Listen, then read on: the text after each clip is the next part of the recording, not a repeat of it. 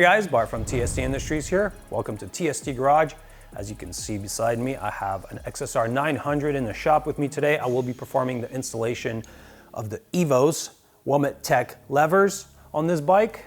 We have stock controls on here. They do work. They work pretty well for what they do, but I'm a little bit more choosy. So I'm gonna install these beautiful CNC machined billet aluminum versions on here. They do offer several levels of adjustment. They look trick and they feel really, really great. Every bike that I build for the racetrack includes these on the build sheet. I really do enjoy the feel of the levers a little bit more, and also the possibility of dialing in the lever to finger ratio, lever to bar ratio for the bigger fingers like my giant mitts. For smaller hands, you go to the shorter throw. For larger hands, you go up on the dial, and you're able to cater to your personal best feel. So the installation is actually pretty straightforward on these bikes. There's a couple of fasteners we have to take out. I think I'm gonna use 2 or 3 tools to do the whole thing. Very simple. I'll show you all the steps necessary. One thing I wanted to mention, these come default with red adjusters. We do offer different color adjusters so you could cater to the color scheme of your bike. We do have a separate video showing you how to install the adjusters on the levers, so please look for that on our YouTube channel or tstindustries.com, our website. That'll guide you through the change. You will have to pick up a set if you do want to customize it. So just drop that in your cart while you're purchasing these guys and you'll be good to go. All right, I'm ready to dive right in. Let's pick up some tools and let's go. We're going to begin the procedure on the left side here with the clutch lever. First step will be to loosen our clutch cable. I'm going to turn the adjuster clockwise all the way into the perch and then back out until we align this notch with the slot in the perch. Try to get it out now. If it's loose enough, it'll enable us to take it out like so. In some instances, the cable is tighter on the actual bottom mechanism and it will not let you take it out until we get the clutch lever out. But in our case, this worked just fine. I'm gonna use a 10mm socket to remove the pivot bolt locking nut from the bottom. This is a carriage type bolt. It does have keying into the perch, so if we hold it down, it won't rotate. That'll allow us to take that nut off. Once we get to the bottom of that nut, the whole thing just spins back and forth. We just have to take it out by hand. Nut comes out, pivot bolt comes out, and the whole lever comes out. Rotate, remove cable. Gonna have to scavenge this bushing from the inside here. Gonna wipe it off nicely. Make sure all of the grime and old grease is gone.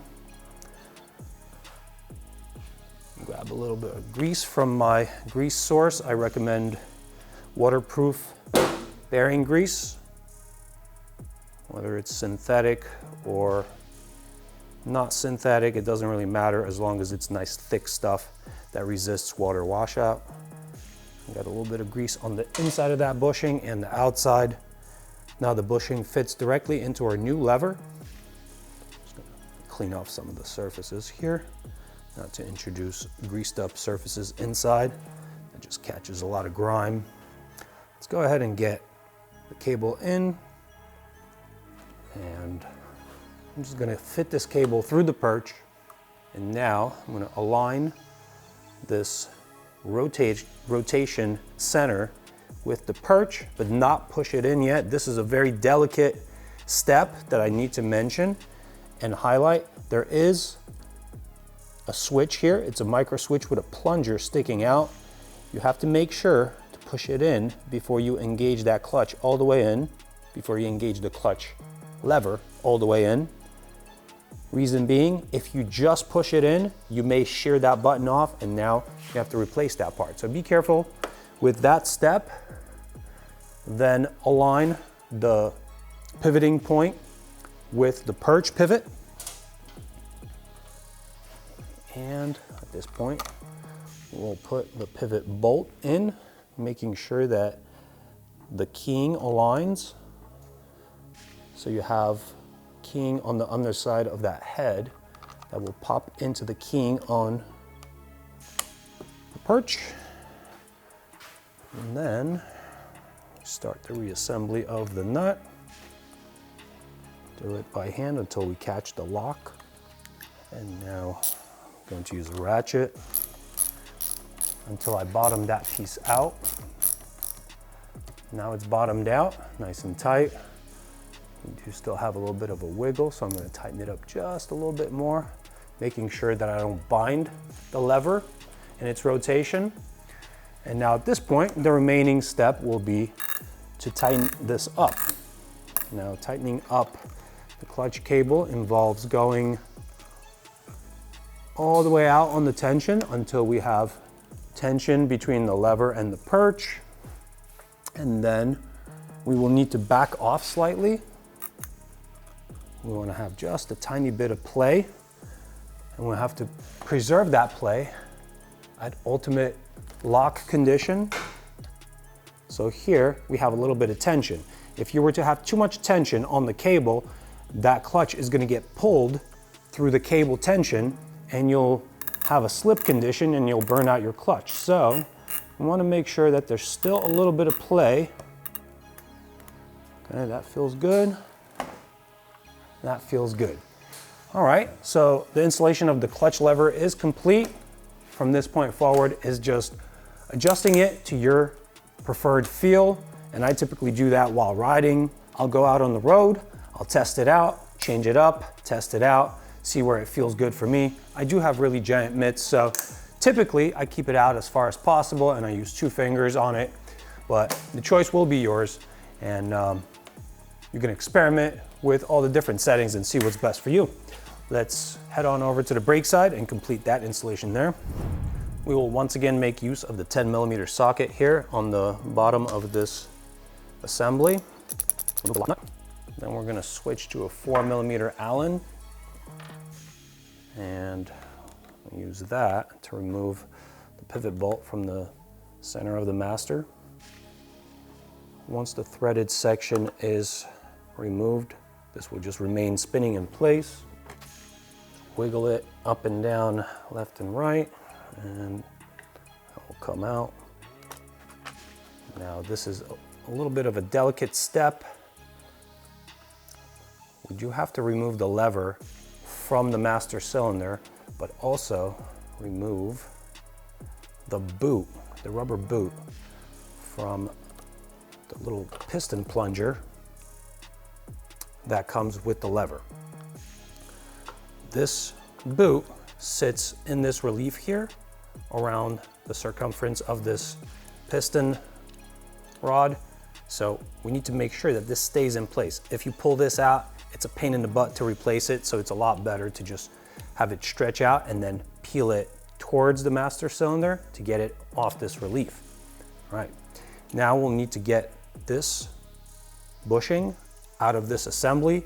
That will enable us to disassemble the outer lever from the inner part, and we'll scavenge this piece and the bushing for the use with our new lever. All right, although I do have better tools than what I'm going to use here, I am trying to portray this process with what's found in most garages. So we have a 2x6 with a hole drilled through it that will fit the diameter of this part popping through. I have my 8mm socket for a 1/4 inch drive that will do the job of banging this bushing out, and I have a hammer. So let's start this process. During this disassembly, you want to watch your eyes. These parts are spring loaded. They will shoot out to the side. Don't place your kids in front of this. They may get hit in the eye. These are the pieces that are left over that we will need for the reassembly. We have our new lever. So this part goes in here, no big deal. This part needs to get pressed in there. Once again, I am going to wipe this, get all the old stuff off of it. Put a little bit of new grease on there. A little bit on the outside, a little bit on the inside. I'm gonna distribute that grease on the inside of that bushing with my pivot bolt. All right. Let's get this guy back in there.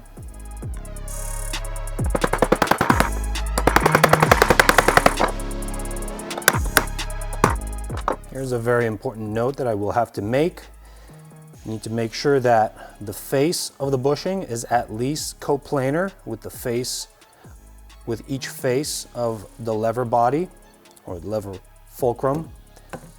If it protrudes, it will not fit properly into your master cylinder and it may bind it. So you need to make sure that that is actually at or below the face on each side for your own safety. So we are slightly below the face here, slightly below the face here. That is good to go.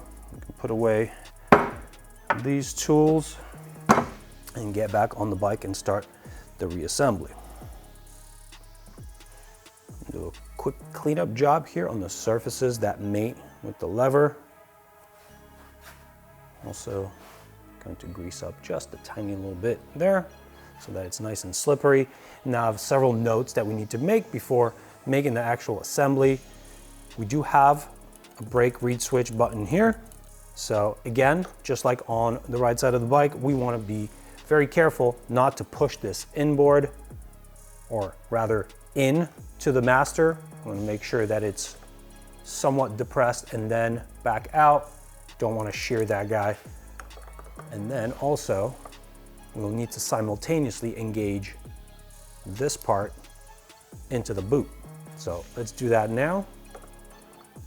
I will fit this plunger into the boot first, then align my lever fulcrum into the master, making sure that that boot pops in. And that's very easy. I just pressed it in just a little bit. That boot came right over, no big deal. Now we will have some pressure back from the master cylinder as we get the pivot point aligned.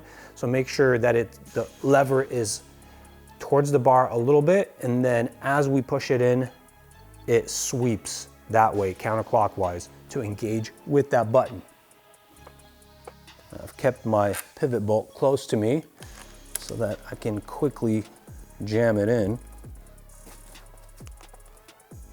It's a little tricky here to get this aligned properly and get it bottomed out.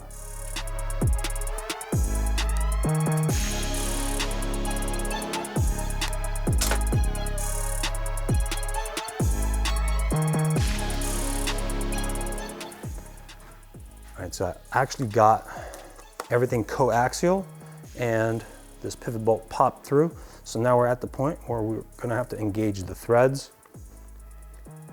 Get that bottomed out, give it a little bit of a tighten. Make sure that the brake is not binding. We're looking good here. At this point, we'll replace the bottom nut here. Installation of this lever is now complete. And at this point, you just need to adjust it to where you like the feel. Again, I'm gonna keep it pretty far out. I brake with one finger. That's gonna be nice for me. You guys can experiment with your setup and cater that to your needs. All right, guys, thanks for watching. The installation's complete. I hope you enjoyed it. If you like the parts, want to check them out on our website, that's tstindustries.com. You may also find some other parts that may tickle your fancy for this bike or other bikes you may have in your stable. Thanks for watching again. Drop me a comment, like and subscribe, all that good stuff. See you later, ride safe.